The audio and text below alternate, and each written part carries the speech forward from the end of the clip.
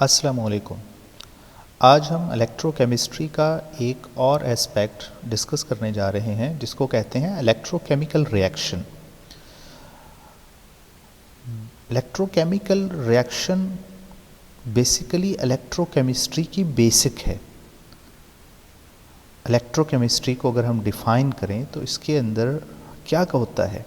Electrochemistry is the branch of chemistry that deals with the interconversion of chemical energy and electrical energy. In other words, chemical energy can be changed into electrical energy can be changed into the chemical energy, और इसी को हम electrochemical reactions कहते हैं। और electrochemical reactions को electrochemistry के अंदर स्टडी किया जाता है। अच्छा जी, अब इसके अंदर क्या होता है इलेक्ट्रोकेमिकल रिएक्शंस में? एक तो रेडॉक्स रिएक्शंस हो रहे होते हैं और दूसरा it involve the redox reaction. Second one, it explain how electron transfer between the substances. किस तरह इलेक्ट्रॉन एक्सचेंज होते हैं, कैसे रिएक्शन हो रहे होते हैं। और batteries, electrolysis, collisions, fuel cells, ये सारी प्रैक्टिकल एग्जाम्पल्स हैं इलेक्ट्रोकेमिकल रिएक्शंस की। फॉर एग्जांपल, बैटरी के अंदर या सेल के अंदर केमिकल एनर्जी जो है वो चेंज होती है इलेक्ट्रिकल एनर्जी में। हम ये भी कह सकते हैं कि स्पॉन्टेनियस रिडॉक्स रिएक्शन हो रहा होता है बैटरी सेल के अंदर। और इलेक्ट्रोलिसिस के अंदर भी रिडॉक्स रिएक्शन होता है। इसके अंदर हम इलेक्ट्रिकल सप्लाई देते हैं और इलेक्ट्रिकल एनर्जी से को केमिकल रिएक्शंस करवाए जाते हैं। इसकी एग्जांपल्स है इलेक्ट्रोप्लेटिंग है, कोरिजन से बचने के लिए मेटल्स के ऊपर किसी दूसरी मेटल्स की प्लेटिंग की जाती है ताकि उसकी कोरिजन ना हो।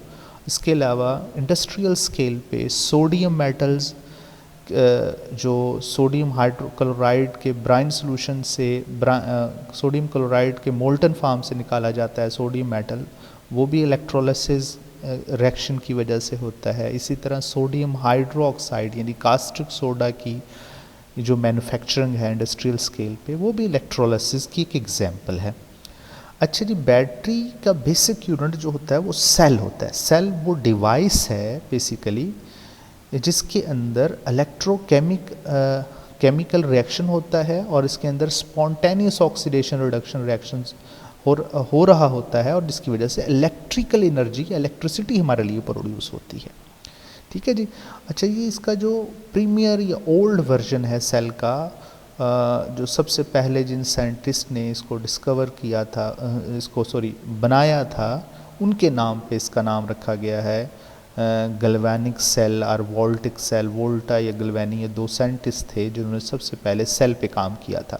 अच्छा, इस सेल के बेसिक यूनिट क्या हैं? इसमें डायग्राम में आप देख सकते हैं कि सेल के अंदर मेन दो कंपार्टमेंट्स होते हैं। एक एनोड कंपार्टमेंट होता है, दूसरा कैथोड कंपार्टमेंट होता है। और एनोड कंपार्टमेंट के अंदर भी एक सॉल्यूशन होता है और कैथोड डिपार्टमेंट के अंदर भी एक सॉल्यूशन होता है। और उस सॉल्यूशन के अंदर इलेक्ट्रोड्स डिप किए हुए होते हैं और उन दोनों सॉल्यूशंस को एक साल्ट ब्रिज के ज़रिए कनेक्ट किया हुआ होता है। ठीक है जी। और इन्हीं दोनों इलेक्ट्रोड्स को आउटर सर्किट्स के ज़रिए भी कनेक्ट किया होता है और इस ताकि इलेक्ट्रिकल की सप्लाई इसी वायर के ज़रिए प्रोवाइड की जाती है।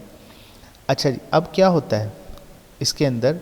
अब हम इसको डिटेल से पढ़ें। ये एक सेल की एग्जांपल है, इसके अलावा और भी सेल हैं जिनकी हम एग्जांपल डिस्कस कर सकते हैं।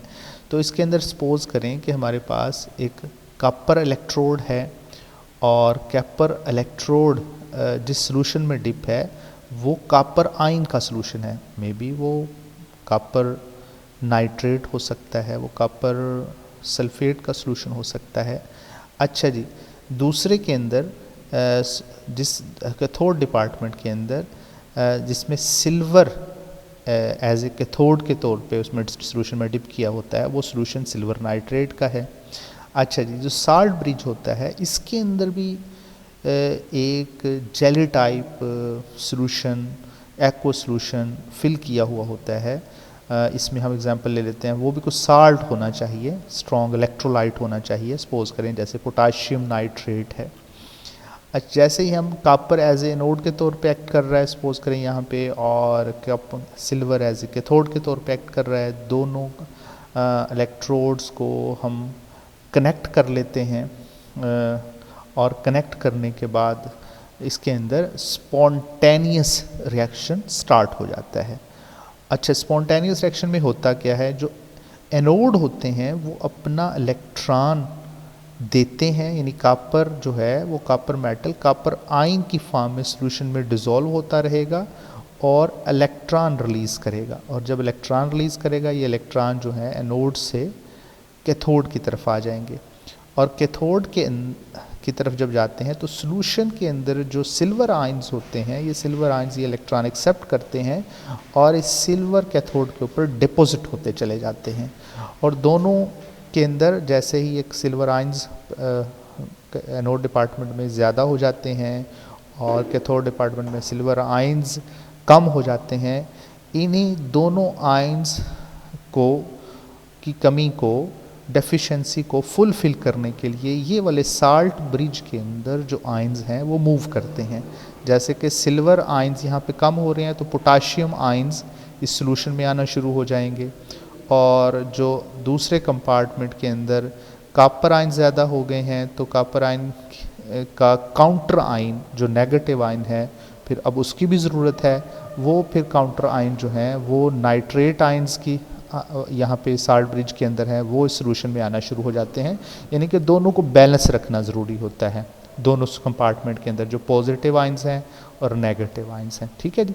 अब इसको रिएक्शन के लिखें, रिएक्शन को देखें तो कैसे लिखा जाएगा, सेल का रिएक्शन की ऑक्सीडेशन के हवाले से देखें तो कॉपर की ऑक्सीडेशन हो रही है, एनोड पे ऑक्सीडेशन होती है और कॉपर आयन में चेंज हो रहा है, 2 इलेक्ट्रॉन रिलीज़ हो रहे हैं, और ये 2 इलेक्ट्रॉन्स कहाँ जा रहे हैं, 2 इलेक्ट्रॉन कैथोड डिपार्टमेंट की तरफ जो आए हैं वो सिल्वर आयन जो सॉल्यूशन के अंदर मौजूद थे उन्होंने एक्सेप्ट किए, एक्सेप्ट सिल्वर मेटल्स की फॉर्म में कन्वर्ट हो गया, और इस सिल्वर में जो मेटल्स बनेंगे ये डिपॉजिट होना शुरू हो जाएंगे कैथोड इलेक्ट्रोड्स पे।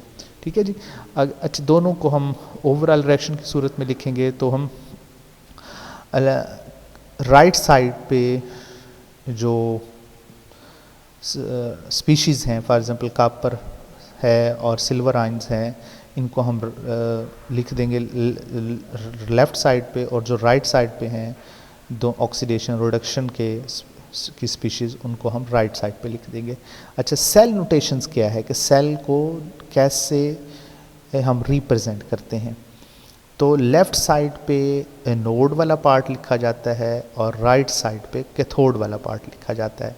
अच्छा, इसमें कैसे लिखना कैसे है कि जो इलेक्ट्रोड था कॉपर इलेक्ट्रोड वो चेंज हो गया कॉपर आयन में, और दरमियान में हमने एक स्लैश डालना है, सॉरी लाइन लगानी है, बिल्कुल वर्टिकल एक छोटी सी लाइन लगानी है। और राइट साइड पे देखें तो सिल्वर आयंस जो हैं वो कन्वर्ट होते हैं after accepting electron silver metal के अंदर। ठीक है, सिल्वर एटम्स के अंदर जो डिपॉजिट होता शुरू हो जाते हैं, तो उसके दरमियान में भी एक वर्टिकल लाइन लगानी है।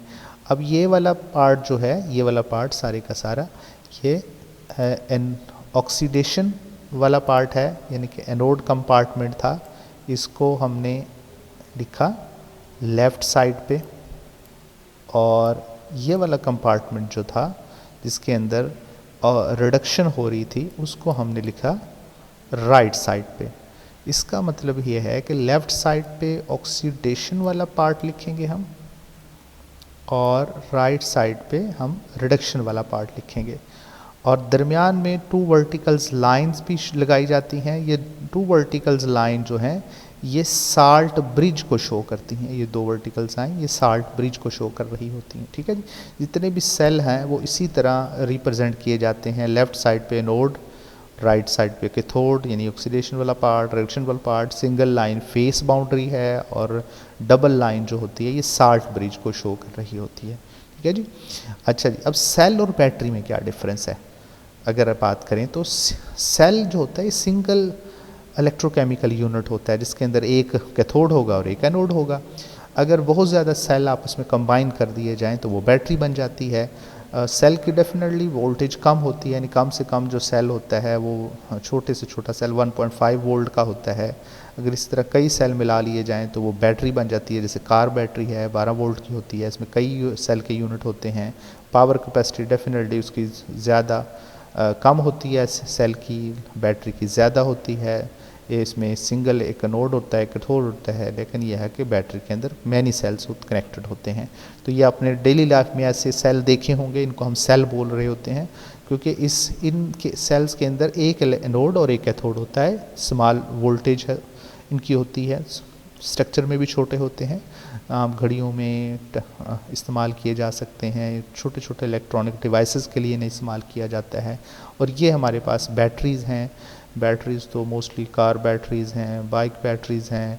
ये आम तौर पे आपने डेली लाइफ में इनको देखा होता है। ठीक है जी, ये एक आपको पता लग गया इलेक्ट्रोकेमिकल रिएक्शन क्या है, इसके अंदर फिर सेल क्या है, उसकी कंस्ट्रक्शन क्या है, उसके नोटेशंस कैसे होती हैं और सेल और बैटरी में डिफरेंस क्या है।